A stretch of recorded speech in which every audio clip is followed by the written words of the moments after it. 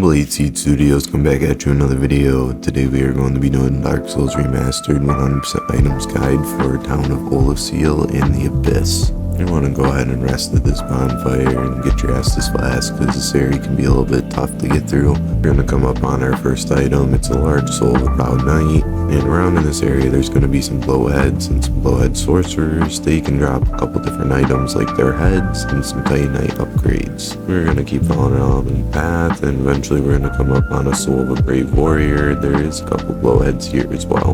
More than likely you'll be invaded by Marvelous Chester here. He does some blood loss and he tries to shoot you with his bow, so just be careful, take him out. Then we're gonna go off into this little tucked corner area, and then there's gonna be a staircase that you can follow along. Go ahead and follow along all that, and we're gonna go and get some more items. We're gonna drop on down from the ledge over here, and then there's a spot that's on the other side of the wall where you need a light, so go ahead and use a skull lantern or a sunlight maggot and go down over there. There's gonna be a chest inside that's containing the silver pendant, which is extremely useful for the boss fight that's coming up, Manus, and it also dispels the sorcery bloatheads spells as well. There's going to be quite a few sorcerers in this area. Just be very careful because they do hit really hard, but they are hiding a dark orb sorcery, and you're going to want to go back out on the little cliff ledge here, and there's going to be another sorcerer. Go ahead and punch him off the cliff edge, and you're going to get the I'm sorry carving. I already have one, so I wasn't capable of picking it up. All it does is you throw it on the ground and it says, I'm sorry.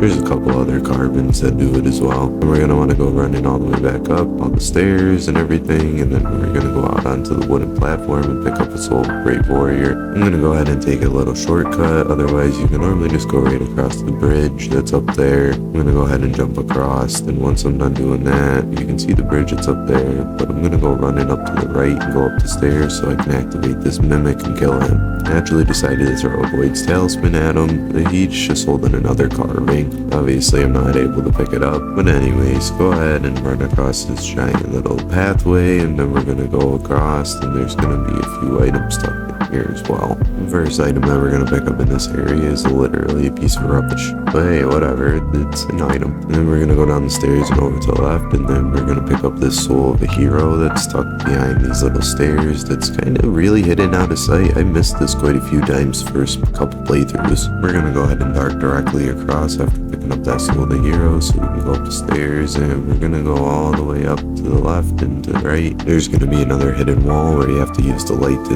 defog it or whatever. I don't know what the hell they call it, but it's containing a chest that you can go ahead and open, and it has a red Titanite chunk. Then we're gonna go back the same way that we were following, but we're gonna veer off to the side here, and we're gonna drop down, and we're gonna go kill this mimic. We're gonna want this. He drops the crest key. This is used for Goth. Goth will be used to shoot down Calamite out of the sky, so we really need this because Calamite's not easy without doing this. And then you're gonna go ahead and drop down this little pit here, and we're gonna knock down the chain so we can get the item that's hanging on it. But before you drop down, make sure you go back up the ladder because we've still got one more item up top. You want to drop off the ledge and run around all the way up the roof and back down for Twin Humanity. Then we can go ahead and drop down onto the next little cliff ledge and then back down onto the ground, and we're going to turn around and go and grab this dark fog. After that, this area is cleared so we can continue moving forward. If you veer off over to the right, there's going to be an elevator that you can go back up and get back to where the bonfire was originally that we came from. So make sure you hit this because sometimes you'll die in this next part where there's these two sorcerers and a couple other blowheads. There's an item, it's a soul of Brave Warrior tucked over to the right. Make sure to grab that, it's easy to miss. Then we're gonna come cruising up on the chain prisoner. Go ahead and take him out. He's gonna drop you a piece of chainmail at a 20% drop rate for any of the items. He can be a little tricky if you're not used to his movement patterns. I've been playing too much on the ring lately, so yeah, it's a little bit different going back to Dark Souls.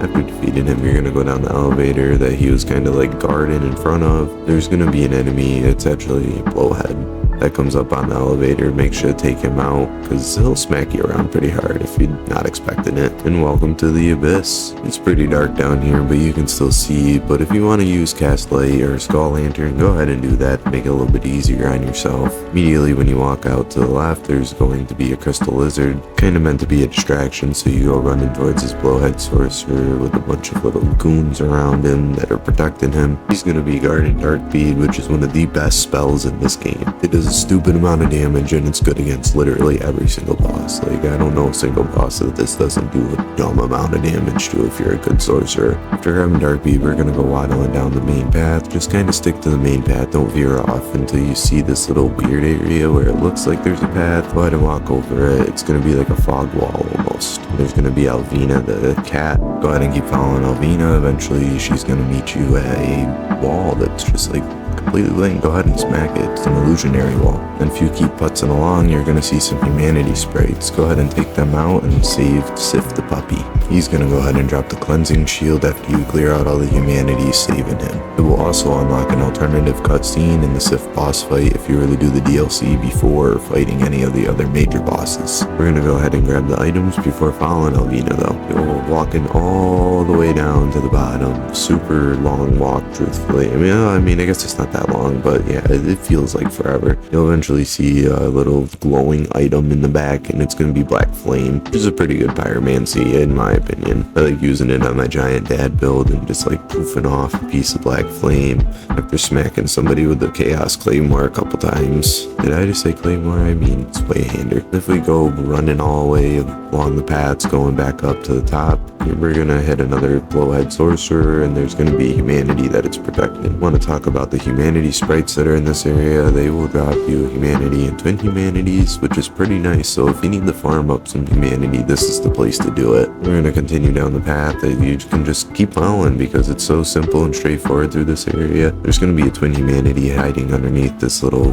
broken down pillar that we're walking across. And after that, we're gonna go ahead and drop down. I actually missed, so yeah, but this little area, there's gonna be a white titanite slab up here, and then down on the bottom floor, there's going to be a soul of a hero again, which is really nice. You can actually ironically see the boss here. If you kind of go over to the sledge and look down, you can see the red eyes glowing. So yeah, go ahead and just jump on right into the boss fight. As long as you have Estus, you're gonna want it. Go ahead and smack around Manus left and right, up and down. You know, maybe get beat a couple times because, you know, he's not the easiest boss in the world. Make sure you're using your silver pendant, and you can also save the wolf as well. After you or your furry companion get the final strike, you're gonna come to realize that it's actually Dusk of Oolacile that's Manus. You're also gonna acquire the Soul of Manus and 10 humanity. Now we're gonna teleport back to Oolacile Township, and we're gonna go up towards Artorias' arena, but we're gonna take a right to go up the stairs. We're gonna unlock Goff. And you remember in the last episode where I said Calami's hiding a couple items? We're about to go grab those. Goff is gonna shoot an arrow through his wing like a fucking badass and allow it to make it a whole lot easier to fight Calami, so he's not flying. Goff also has a variety of items that he sells. After you buy them up, let's go fight Calami. Don't forget your crystal lizard on the cliff jump downs. This is just going to be a rinse and repeat fight of just smacking him around until he finally dies, and he also has a tail cut off. There's two souls of Brave Warrior and a soul of a hero inside the arena. They are meant to bait you. And way down at the cliff edge, there's going to be Goff's arrows. And then in the waterfall at the other end, there's going to be a titanite slab. After smacking him around and killing him, you're going to end up getting the Calamity Ring, which is what makes his eye glow. Congratulations on your absolute gangster loot. But anyways, I'm Blade Seed Studios. Thanks for watching my guide, and I'm out.